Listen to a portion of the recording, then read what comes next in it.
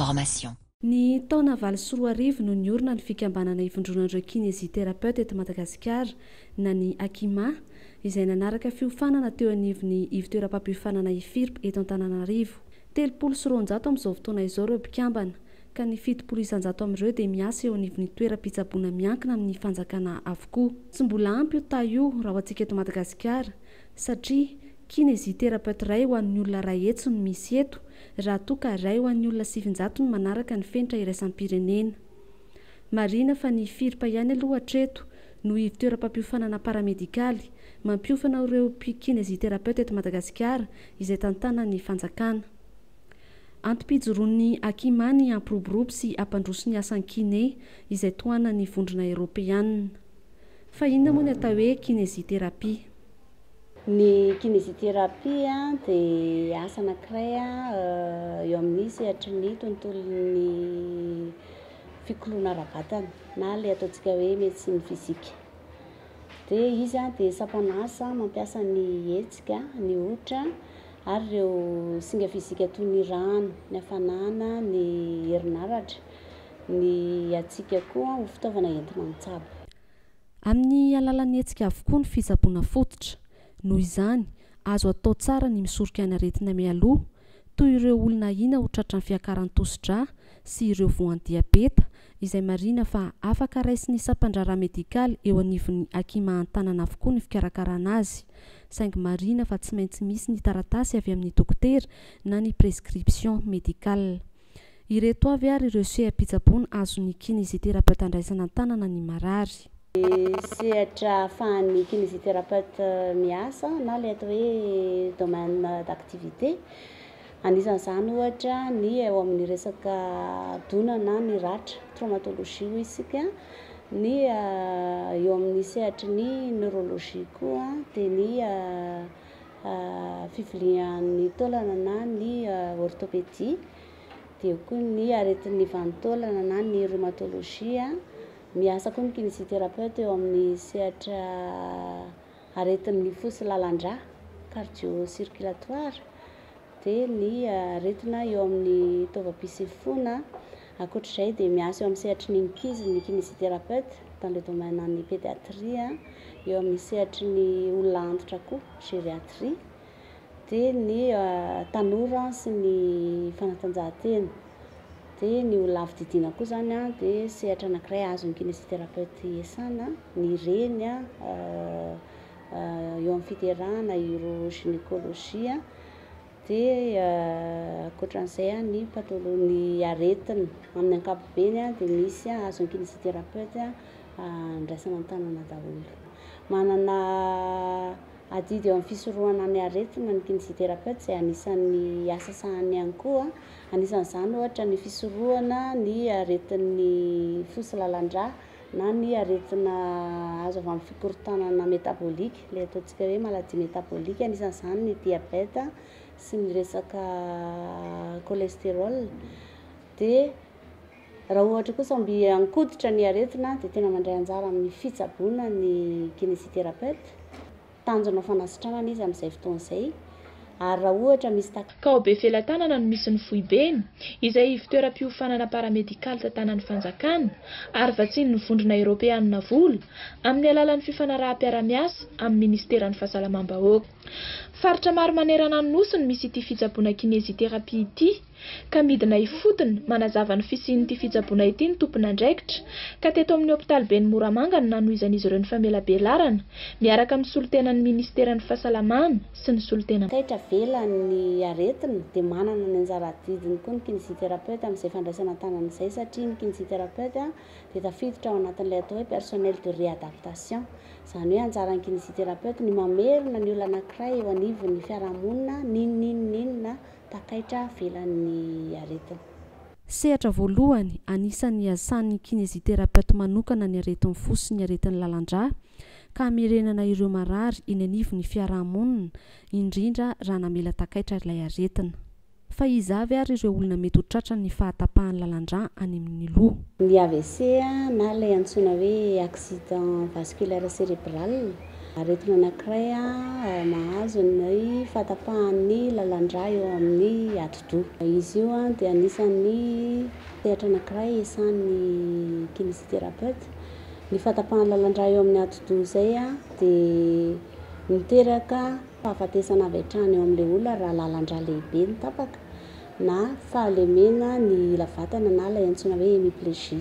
Ny olona rehetra aloha dia mety ho tratran'ny AVC raha tsy mitandrina, fa misy kosa nefany ny olona raha ohatra hoe olona efa manana tosi-dra ohatra, satria ny fahatapahan'ny lalandra zany dia matetika avy amin'ny fiakaran'ny tosi-dra, dia ny olona manana tosi-dra avo aloha zany dia eo koa ireo olona manana korontana eo amin'ny ara-métabolique na ilay atao hoe maladie métabolique, ohatra hoe ny olona avo loatra ny tahan'ny siramamy ao aminy na avo loatra ny tahan'ny menaka ao amin'ny rany, ireny olona ireny koa zany dia anisan'ny atahorana hanao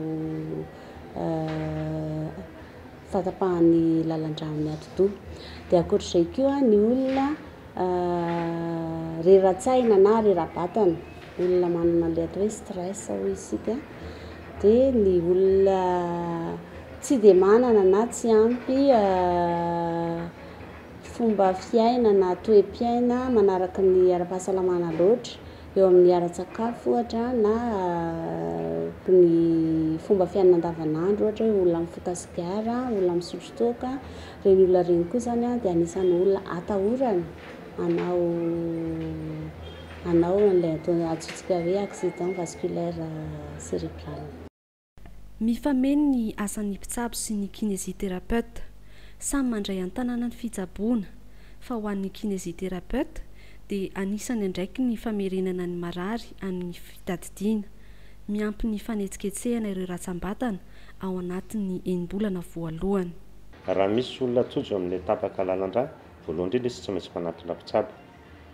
Ny mpitsabo zany no mandray tanana anazy aloha amin'ilay fiakaran'ny tosi-dra dia manome fanafody isahazana azy. Tsy miandrona eo nefa fa na ohatra raha 3 andro na 2 andro mialoha ny aoriana ilay fahatapahana lalandra dia miditra trehitra ny kinésithérapeute mandray tanana ny fitsaboana ihany koa, miara-miasa amin'ny mpitsabo amin'ny fanandihana anazy, satria ny voalohany indrindrany ny fahatapahan'ny lalandra dia misy fisehoana amin'ny hoe tsy fahafahan'ny ilan'ny vatana tsy metsika. Izany hoe ao anatin'ny ati-doha zany dia misy sarona lesariny vatana ilana iny, ka ny kinésithérapeute no isany anankiray voalohany indrindra mamerina n'izay zavatra izay, le fahaverezan'ny fitadidiana izay amin'ny marary, ohatra manetsiketsika anazy amin'ny alalan'ny tongotra sy ny tanana izay tsy afaka mihetsika, mamadibadika anazy. Faharoa, raha ohatra ka ny olona tratran'ny fahatapahan'ny lalandra dia very ny équilibre, izany hoe tsy afaka mipetraka izy irery na tsy afaka mitsangana irery izy, dia raha raisina an-tanana aloha, mialoha ny reny marary ireny, dia mazava ho azy malaky miverina le équilibre sy le fihetsehan'ny tanany na ny tongony. Rehefa ohatra ka izay izy any amin'ny hôpitaly io, any amin'ny toerana fitsaboana, fa rehefa ohatra ka hoe mba afaka mihetsika kely na afaka miverina tsara ihany ny tongotry tanana sy ny tongotry olona manana fahatapahana lalandra, dia mandeha any amin'ny atao hoe service de kinésithérapie na service de rééducation fonctionnelle, izay hitanareo aby any amin'ny hôpitaly lehibe eto an-drenivohitra na any amin'ny faritra ihany koa. Any ery zareo zany no karakaraina. Ny zavatra tiana ho marihana dia izao, zava-dehibe ny fandraisan'ny kinésithérapeute tanana ny olona manana fahatapahana lalandra, satria ao anatin'ny enim-bolana voalohany dia miezaka ny dokotera sy ny kinésithérapeute hamerina amin'ny laoniny ny fikorontanana izay nisy tao anatin'ny lohany, ka anisan'izany ny fanetsiketsefana ny tanany sy ny tongony hiverina malakilaky amin'ny toerana. Rehefa mamela takaitra ny fahatapahan'ny lalandra dia andraikitry ny kinésithérapeute ny fiantohana ny fanamrana ny fiainana andavanandro miampy ireo torohevitra samihafa. Ny olona tapaka azon'ny fahatapahan'ny lalandra dia olombelona ohatra antsika rehetra mety afaka manao ny fiainana andavanandro izy saingy tsy maintsy miaina amin'ilay resaka takaitra misy aminy. Mbola andraikitry ny kiné ihany koa zany no manome anazy ny fitaovana mety hanamora anazy amin'ny fiainana andavanandro. Ohatra raha tsy afaka mandeha irery izy azo atao ny manome anazy tena na manome anazy fauteuil roulant. Raha ohatra ka mbola afaka miasa le olona sainy normal fa ny vatany no tsy afaka dia anjaran'ny kinésithérapeute antsy no manoro hevitra amin'ny zareo hoe aza miakatra amin'ny totohatra ambony be ianao fa ampidino any ambany amin'izay mora hivezivezenao ny birao na ny toeram-piasanao. Raha ohatra ka sahirana izy afaka mihetsika ihany ny tanany fa tsy dia afaka mandray zavatra appréhension fine izay dia ny kinésithérapeute antsy no afaka manoro azy hoe asiana fitaovana kely ohatran'izao ny tananao dia afaka manao zavatra tsara. Izay zany le hoe réadaptation fonctionnelle amin'ny marary. Ary anjaran'ny kiné ihany koa no manampy ny olona tratran'ny fahatapahan'ny lalandra mamerina anazy amin'le hoe ao anivon'ny fiarahamonina na réinsertion sociale satria mahatsapy izy ireny fa tratran'ny kilemana takaitra dia mieritreritra ohatran'ny tenany tsy ho isan'ny mpiarabelona. Izay dia mbola andraikitry ny kinésithérapeute ihany koa no manao azy.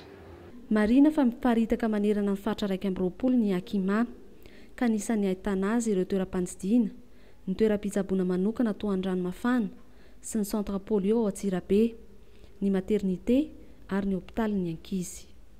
Kinésithérapeute dia sampana paramédicaly.